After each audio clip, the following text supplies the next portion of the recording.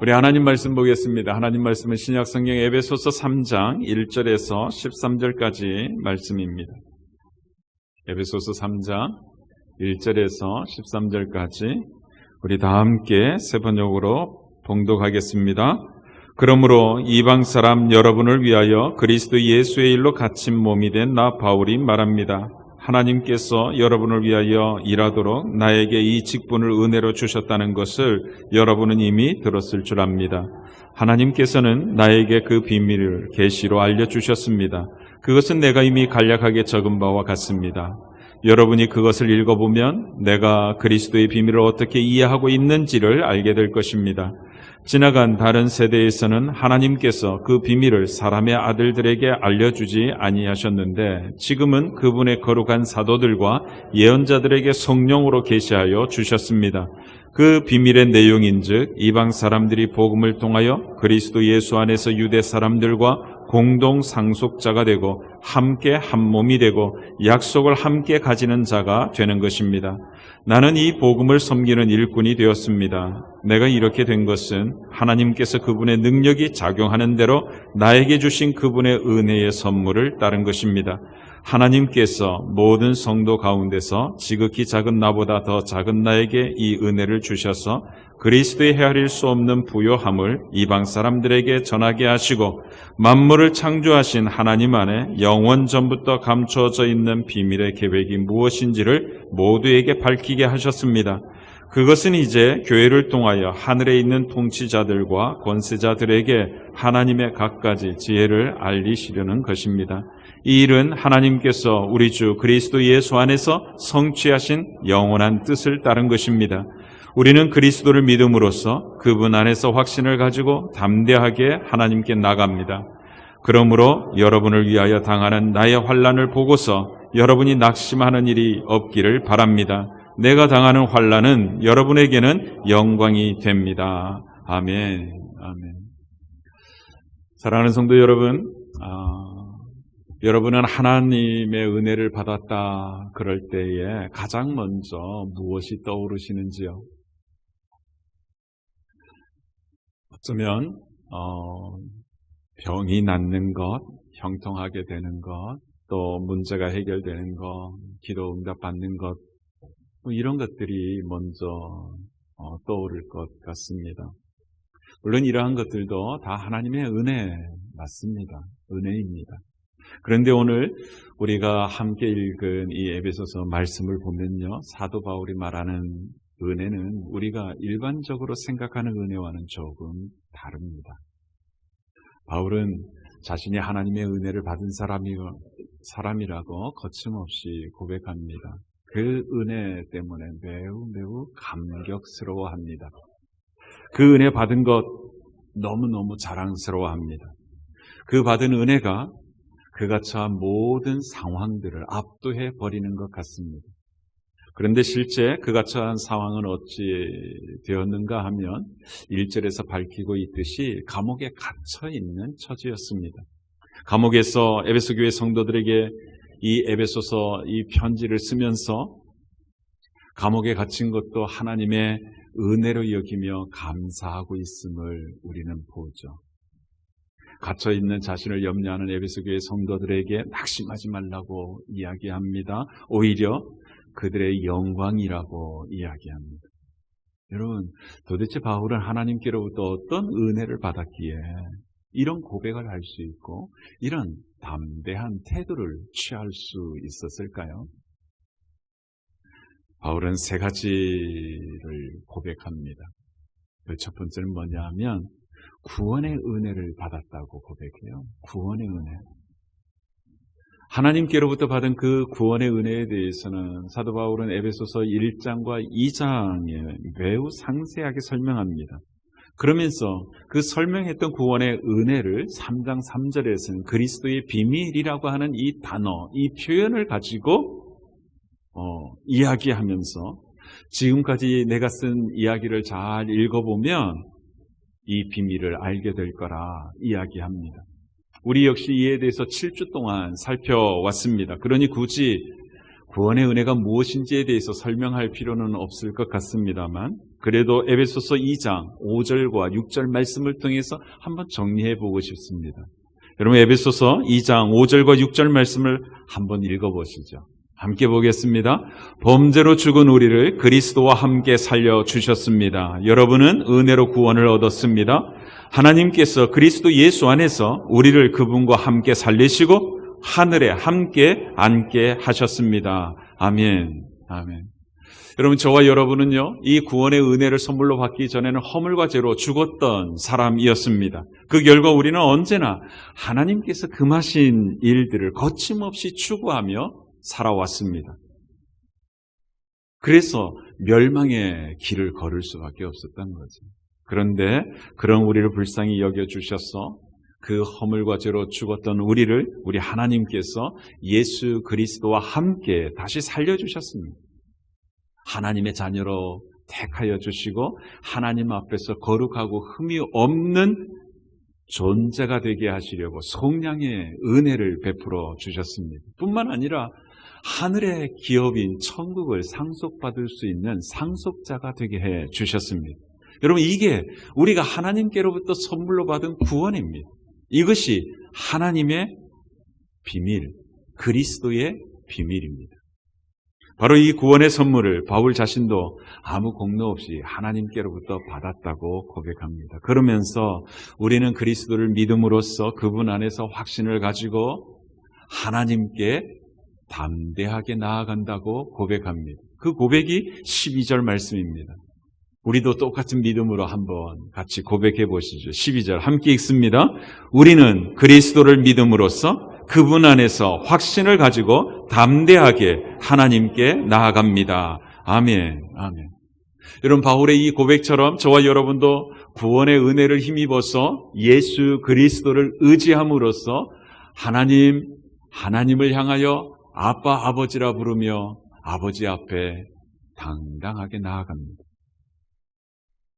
여러분 하나님 아버지 앞에 아빠 아버지라 부르며 나아갈 때마다 하나님은 우리의 아버지가 되어주셔서 아버지의 복됨을 누리게 해주십니다. 이 복된 은혜를 주님 앞에 서는 그날까지 우리 모두가 늘 풍성히 누리게 될 수 있기를 주의 이름으로 축복합니다. 이어서 바울이 하나님께로부터 받았다고 고백하는 두 번째 은혜는요, 영광스러운 교회, 하나님 가족 공동체 일원으로 살아가는 신자가 되는 은혜를 받았다고 고백해요. 여러분, 교회에 속한 자가 된 것, 이것을 구원의 은혜라고 생각해 보신 적이 있으신지요? 사도 바울은 에베소 교회 성도들에게 교회 공동체 구성원의 한 사람이 된 것이 구원의 은혜라고 아주 분명하게 가르쳐주고 있답니다. 여러분 6절 말씀 같이 한번 읽어보겠습니다. 6절입니다. 그 비밀의 내용인즉 이방 사람들이 복음을 통하여 그리스도 예수 안에서 유대 사람들과 공동 상속자가 되고 함께 한 몸이 되고 약속을 함께 가지는 자가 되는 것입니다. 아멘. 여러분 이 6절 말씀에서 색을 달리한 세 단어에 주목해 보셔야 합니다. 여러분 이 말은요, 이미 구원받은 성도들과 함께하는 존재가 되었다는 의미를 드러내고 있습니다. 그러니까 6절 말씀은요, 구원받은 성도들과 함께 하나님의 가족 공동체가 되는 것이 구원의 본질임을 우리에게 일깨워주고 있는 것입니다. 그런데 우리는 어떻습니까? 우리가 구원받았다고 하면 보통은 죄사함을 받아 영생을 얻었다 이렇게 생각하죠. 혹은 하나님의 자녀가 되었다 이렇게 생각합니다. 그리고 이젠 지옥에 가지 않고 천국에 가는 존재가 되었다 이 정도로 구원을 생각합니다. 그런데 성경이 가르쳐주는 구원은 그 이상이라는 것이죠. 개인적으로 죄사함을 받고 영생을 얻고 천국에 가는 것이 전부가 아니라고 가르쳐줍니다. 예수 그리스도 안에서 받은 구원은 우리 모두가 다 공동 상속자가 되고 함께 한 몸이 되고 약속을 함께 가진 자가 되는 것이라고 말하고 있습니다. 그러니까 개인적 차원의 구원을 넘어서 구원받은 모든 성도들이 다 함께 하나님의 가족이 되는 것이 구원이라고 이야기하고 있는 거예요. 구원받은 하나님의 가족들이 교회의 머릿돌이 되신 예수 그리스도와 연결되어서 교회가 되어지는 것이라고 이야기합니다. 그리스도께서 머리가 되고 우리들은 그 몸에 붙어서 한 몸을 이루는 지체가 되는 것. 이게 구원이라고 이야기하는 거예요. 우리는 모두 다 하나님의 가족으로서 주님의 영광스러운 교회가 되어 살아가는 존재가 된 것이죠. 이게 우리가 받은 구원이라고 바울은 가르쳐주고 있습니다. 그런데 우리는 이걸 놓치죠. 이걸 놓쳐버렸기 때문에 하나님의 가족으로서 서로 사랑하며 살아가는 공동체를 세워가는 것이 매우 낯섭니다. 그냥 혼자 예배당에 나와서 예배하고 돌아가는 것에 익숙해 있습니다. 하지만 신약교회가 처음 시작되었을 때는요, 이렇게 생각하며 신앙생활하는 것이 매우 자연스러웠습니다. 왜냐하면 그게 진짜 하나님께서 주신 구원임을 그들은 알고 있었기 때문이죠. 여러분 한번 사도행전이 소개해주고 있는 교회 태동기를 들여다보시죠. 오순절날 성령 하나님께서 주님의 제자들에게 임하셨습니다. 성령으로 그들이 충만해졌습니다. 그러자 베드로가 성령이 충만함으로 모든 제자들을 대표하여 일어서서 설교를 합니다. 자신에게 일어난 하나님 나라에 대한 일들을 선포하기 시작합니다. 그러자 그 복음이 이 설교를 듣는 모든 심령에게 꽂히게 하시는 성령의 역사가 일어나서 3,000명이 되는 사람이 회개하고 세례를 받고 하나님의 가족이 됩니다. 그렇게 순식간에 3,000명이 모이는 대형 교회가 되고 만 것이죠. 그때에 이 처음 태어난 신약교회의 첫 교회 예루살렘 교회가 어떤 형태인지 사도행전 2장 46절 47절 말씀이 소개해주고 있습니다. 우리 같이 한번 읽어보겠습니다. 그리고 날마다 한 마음으로 성전에 열심히 모이고 집집이 돌아가면서 빵을 떼며 순전한 마음으로 기쁘게 음식을 먹고 하나님을 찬양하였다. 그래서 그들은 모든 사람에게서 호감을 샀다. 주님께서는 구원받는 사람을 날마다 더하여 주셨다. 아멘, 아멘. 여러분 46절 말씀을 보면요, 그들은 날마다 성전에 모이기를 힘썼다고 이야기합니다.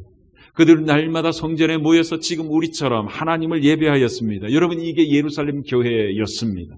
뿐만 아니라 그렇게 3,000명이 모여서 예배하는 그 교회 공동체가 집집마다 돌아가며 함께 모이는 작은 공동체도 세워갔습니다. 이것을 오이코스 에클레시아라고 이야기합니다. 오이코스는 가정이라는 말입니다. 에클레시아는 교회라는 말입니다. 3,000명이 모이는 예루살렘 교회에 집집마다 돌아가며 모이는 오이코스 에클레시아가 세워지기 시작했다는 말입니다. 여러분 이것은 신약교회의 모든 교회의 공통적인 모습입니다. 여러분 골로새서 4장 15절 말씀을 보면요, 라오디게아 교회에도 이런 모습이 있었음을 확인할 수 있습니다. 우리 같이 한번 읽어보십시다. 라오디게아에 있는 형제 자매들과 눈바와 그 부인의 집에서 모이는 교회에 문안해 주십시오. 아멘. 라오디게아 교회 안에 눈바와 그 부인의 집에 모이는 교회라고 하였는데 여기서 집에서 모이는 교회가 바로 오이코스 에클레시아입니다. 가정교회인 것이죠. 여러분 한번 생각해 보십시오. 예루살렘 교회는 3,000명이 모이는 대형 교회였습니다. 그러니 그 교회 안에 가정교회, 집집마다 돌아가며 모이는 가정교회들이 얼마나 많이 있었는지 짐작이 되시죠. 그런데 그렇게 집집마다 돌아가며 모이는 그 가정교회에서 모이면 무엇을 하였다고 이야기합니까? 46절, 47절에 보면 이렇게 이야기하죠. 빵을 떼며 순전한 마음으로 기쁘게 음식을 먹고 하나님을 찬양하였다고 이야기합니다. 여러분 이 말씀 무슨 이야기냐 하면 그들이 서로 하나님의 가족으로 지냈는 것, 거기에 힘을 쏟았다는 이야기인 것입니다. 교회 공동체의 일원으로 더불어 함께 하늘 가족으로 살아가는 데에 힘을 쏟았다는 이야기인 것입니다. 여러분 이것이 구원의 은혜를 받은 신약교회 성도들의 신앙생활의 모습이었습니다. 그들은 이렇게 교회를 세워가는 것을 하나님의 구원의 은혜를 누리는 것이라고 생각하며 하나님을 섬겼던 것입니다. 바울도 그랬습니다.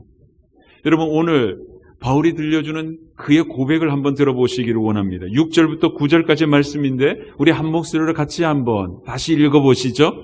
그 비밀의 내용인즉 이방 사람들이 복음을 통하여 그리스도 예수 안에서 유대 사람들과 공동 상속자가 되고 함께 한 몸이 되고 약속을 함께 가지는 자가 되는 것입니다. 나는 이 복음을 섬기는 일꾼이 되었습니다. 내가 이렇게 된 것은 하나님께서 그분의 능력이 작용하는 대로 나에게 주신 그분의 은혜의 선물을 따른 것입니다.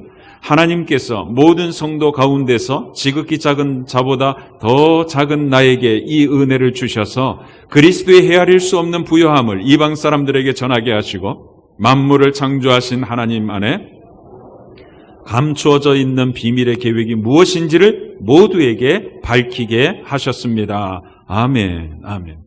여러분, 여기 6절에서부터 9절까지 말씀을 보면요, 사도 바울은 자신이 얻은 그 구원을 이해함에 있어서 자신을 하나님의 자녀로 하나님의 가족으로 받아준 것과 연관짓고 있음을 확인할 수 있습니다.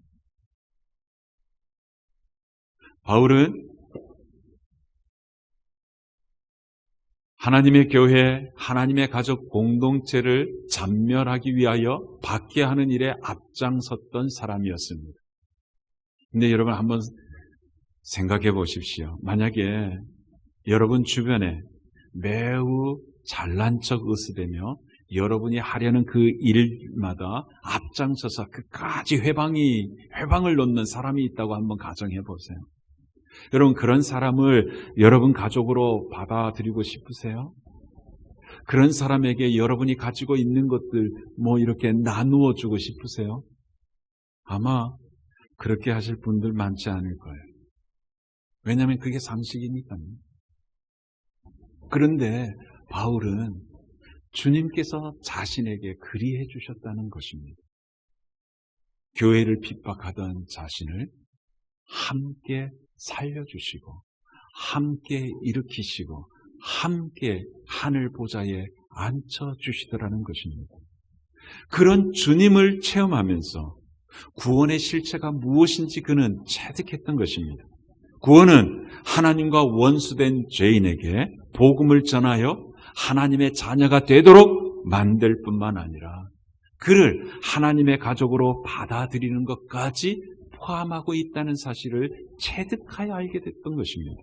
그래서 바울은 하나님께서 모든 성도들 가운데 지극히 작은 자보다 더 작은 자신에게 그 구원의 은혜를 베풀어 주셨다고 고백하면서 복음의 일꾼이 되었다고 고백합니다.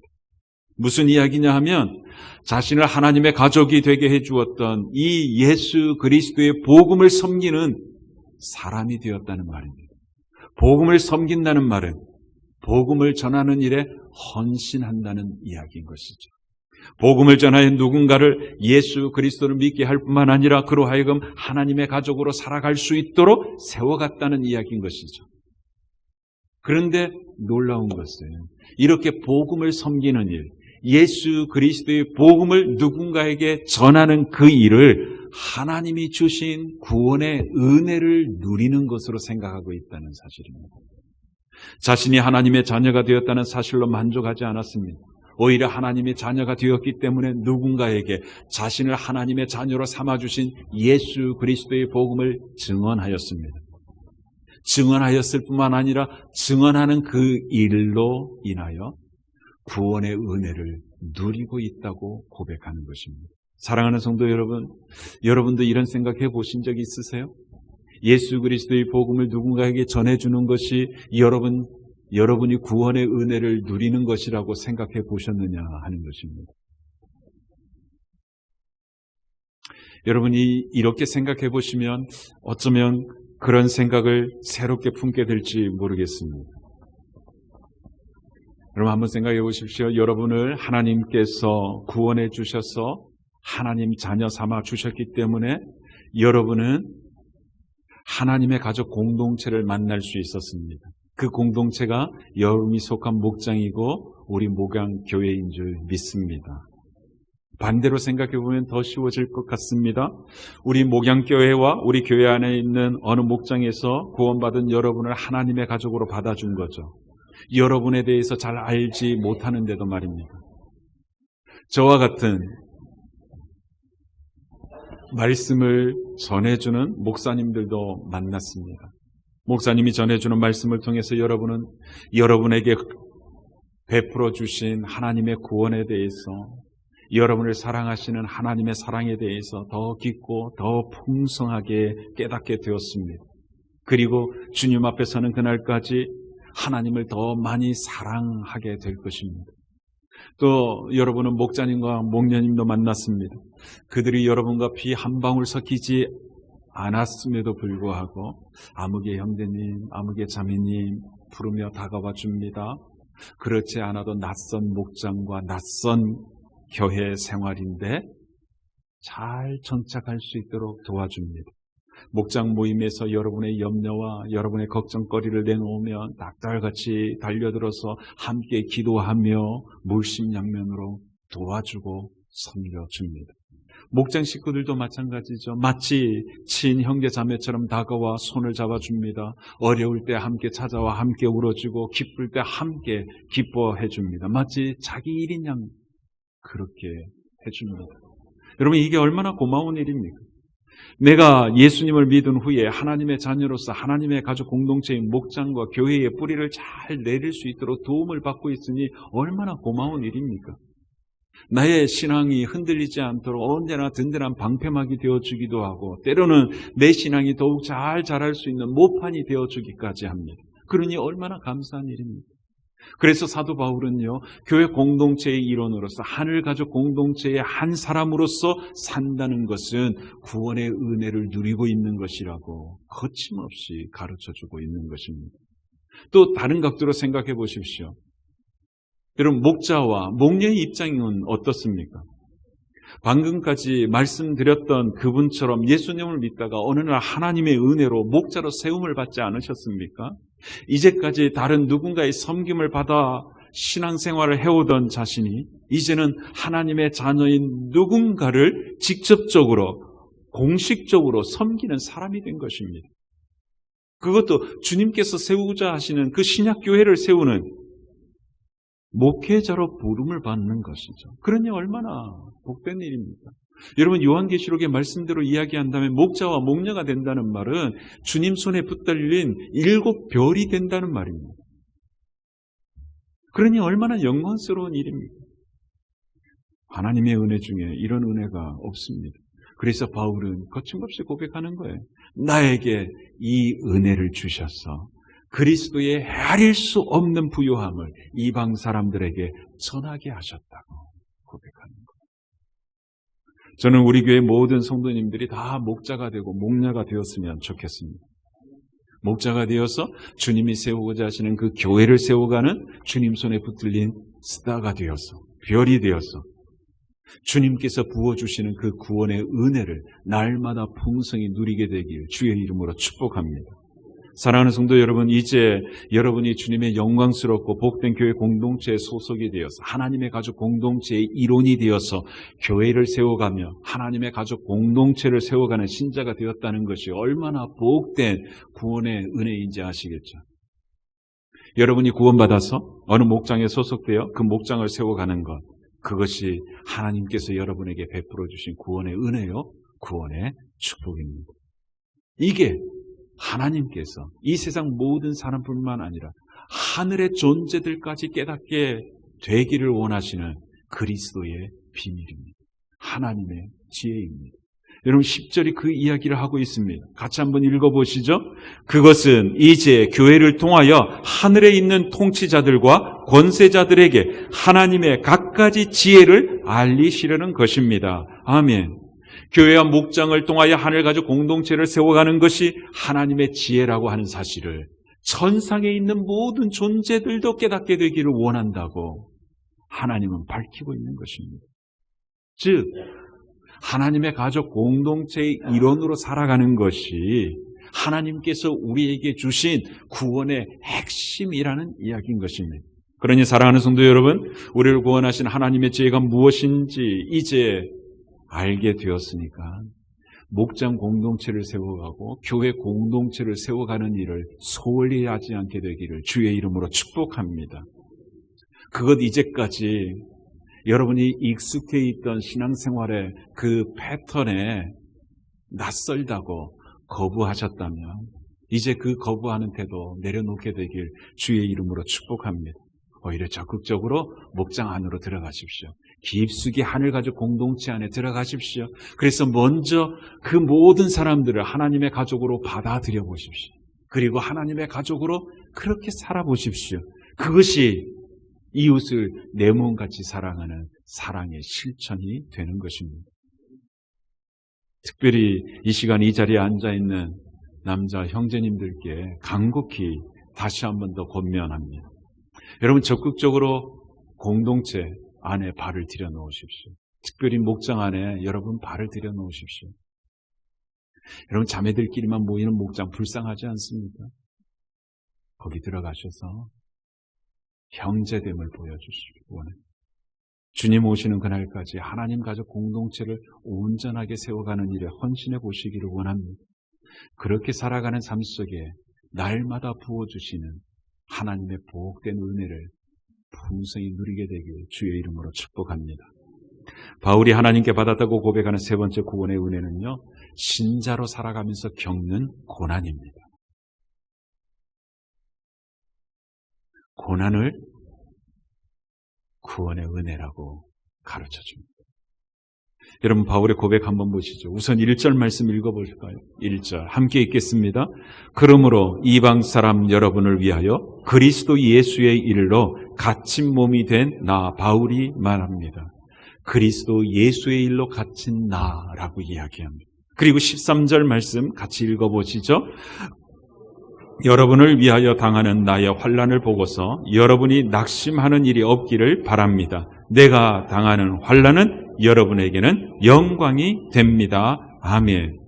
여러분을 위하여 당하는 나의 환난이라 이야기합니다. 지금 바울이 이야기하고 있는 환난, 바울이 겪고 있는 그 환난들은 누군가에게 복음을 전하기 때문에 겪게 되는 어려움들을 이야기합니다. 그런데 그런 어려움을 인해서 낙심하지 말라고 이야기합니다. 오히려 영광스럽게 여기라고 이야기합니다. 왜 그럴까요? 바울은요, 복음을 전하면서 겪게 되는 그 어려움들, 환난들, 고난들을 다 하나님의 은혜라고 여겼기 때문입니다. 구원의 은혜를 누리는 것으로 여겼던 거예요. 교회를 세워가는 일에 자신이 어떤 모양으로든 쓰임받고 있다는 증거로 여겼던 거예요. 그래서 그것이 영광스러운 것으로 여기게 되었던 것입니다. 그래서 이것은 사도 바울에게 있어서 늘 입버릇처럼 고백하는 그의 신앙 고백이 되고 말았습니다. 여러분 골로새 교회 성도들에게도 똑같은 이야기를 합니다. 여러분 골로새서 1장 24절을 같이 한번 읽어보시죠. 함께 읽겠습니다. 이제 나는 여러분을 위하여 고난을 받는 것을 기쁘게 여기고 있으며 그리스도의 남은 고난을 그분의 몸 곧 교회를 위하여 내 육신으로 채워가고 있습니다. 거기 보십시오. 복음을 전하는 그 고난 기쁘게 여긴대요. 오히려 그 고난들로 자신의 삶을 채워가겠다고 고백합니다. 여러분 어떻게 이런 이야기를 담담하게 할 수 있었던 것일까요? 바울 사도는요, 주님께서 자신을 구원하기 위해서 어떤 일을 당하셨는지를 알았기 때문입니다.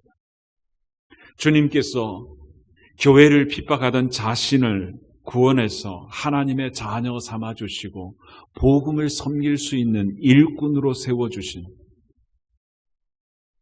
그 은혜를 주시기 위해서 무슨 일을 당하셨는지를 알고 있었기 때문입니다. 주님께서 당하신 십자가 고난이 없었다면 자신에게 그런 구원의 은혜는 절대로 주어질 수 없었다는 사실을 너무나 잘 알고 있었던 거예요. 그래서 주님께서 겪으셨던 그 십자가 고난이 자신을 하나님의 자녀로, 하나님의 가족으로, 교회의 지체로 세워주는 디딤돌이 되었다는 사실을 깨달았던 거예요. 그래서 그는 입버릇처럼 고백하는 거예요. 이제 나는 여러분을 위하여 고난을 받는 것을 기쁘게 여깁니다.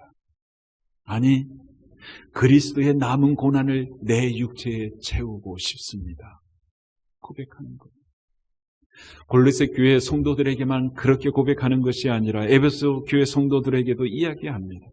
여러분을 위하여 당하는 나의 고난, 그 고난을 보고서 낙심하지 말기를 원합니다. 오히려 그것은 나의 영광이기도 하고 여러분의 영광이기도 하다고 고백하는 것입니다. 사랑하는 성도 여러분, 우리도 마찬가지입니다. 목장에서 하나님의 가족 공동체를 세워가다 보면요, 숱한 어려움을 겪습니다. 성격이 맞지 않는 하늘 가족들이 있을 수 있고요. 집을 오픈해서 예배의 자리로 내놓는 수고도 해야 합니다. 신앙적으로 목장 식구들을 이렇게 보면 어린아이 같은 사람도 있고 청년과 같은 사람도 있고 성숙한 어른도 있습니다. 그러니 각각 신앙 수준에 따라 섬기는 방식이 달라야 하지요. 그러니 지혜가 필요해요. 그런데 그렇게 지혜를 짜내며 애쓰는 그 모든 수고가 다 구원의 은혜를 누리는 거예요. 목장 안에서 목장 식구들과 함께 어우러지며 하늘 가족으로 되어가는 그 자체가 우리가 받은 구원의 은혜의 실체입니다. 그러니 고난도 고생도 눈물도 우리가 누려야 하는 구원의 은혜인 것입니다. 사랑하는 성도 여러분, 오늘 우리 모두는요, 사도 바울의 사적인 고백을 통해서 우리로 하여금 구원에 대한 새로운 안목을 얻게 되었습니다. 구원은 나라고 하는 이 한 개인이 예수님께서 십자가에 이루신 속량의 은혜로 말미암아 죄 사함을 받고 영생을 얻고 천국에 들어가는 하나님의 자녀가 되는 것이 전부가 아님을 알게 된 것이죠. 우리가 얻은 구원에는 내가 구원받고 소속된 교회 공동체까지도 포함되어 있는 것입니다.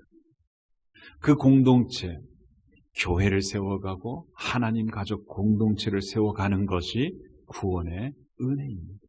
그 공동체 안에서 하나님의 가족으로 더불어 살아가는 그것이 구원의 은혜예요. 그 과정 속에 겪는 어려움, 고난까지도 하나님께서 내게 베풀어 주시는 은혜라고 이야기합니다. 여러분, 지금까지 말씀을 통해서 이러한 사실들을 확인했듯이 이제 여러분이 평소에 가지고 있었던 구원에 대한 그 이해를 내려놓게 되기를 원합니다. 성경이 보여주는 구원에 대한 새로운 이해를 갖게 되기를 주의 이름으로 축복합니다. 복음을 전하여 영혼 구원하는 사명 역시 내게 주신 구원의 은혜임을 확인하고 여러분 주변에 만나는 모든 비신자들에게 복음을 전하며 구원의 은혜를 풍성히 누리게 되길 주의 이름으로 축복합니다. 목장을 세워가는 건 역시 하나님께서 하나님의 가족으로 받아주신 일원들과 더불어 진정한 가족이 되어가도록 주시는 은혜임을 확인하고 목장 공동체를 더 보복되게 세워가는 일에 헌신하기를 주의 이름으로 축복합니다. 여러분, 이게 주님께서 우리에게 보여주시는 그리스도의 비밀인 구원의 실체입니다. 이 비밀을 아는 자답게 교회와 목장 안에서 하나님의 가족 공동체를 더 행복하게 더욱 든든히 세워가는 일꾼으로서 기쁨과 보람과 행복을 누리게 되기를 주의 이름으로 축복합니다. 기도하겠습니다.